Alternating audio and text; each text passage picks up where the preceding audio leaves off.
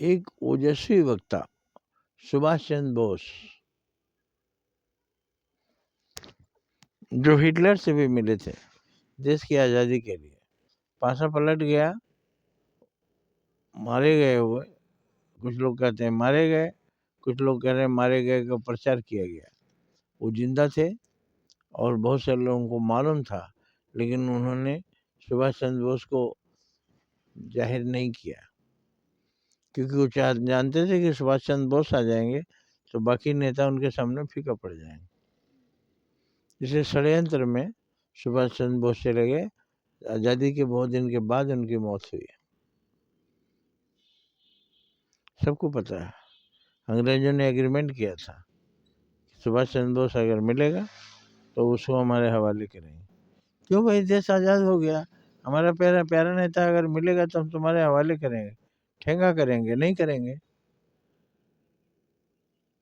लेकिन ये बात मानने के पीछे लोगों का स्वार्थ था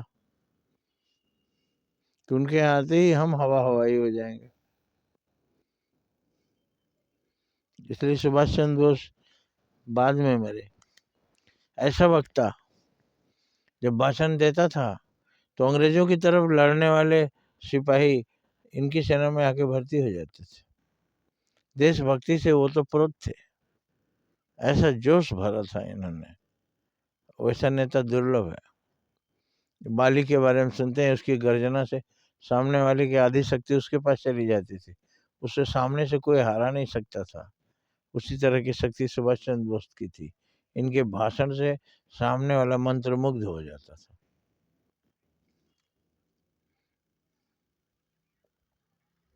लेकिन वो, और उन्होंने आज़ाद हिंद फौज बनाई थी, देश को आज़ाद होने की घोषणा भी कर दिया था, लेकिन वो कामयाब नहीं हुए। यही सच है, करे कोई नाम किसी और का होता। लेकिन जो ज्ञानी है वो खोज लेते हैं कि असल में इसके पीछे करता था कौन था।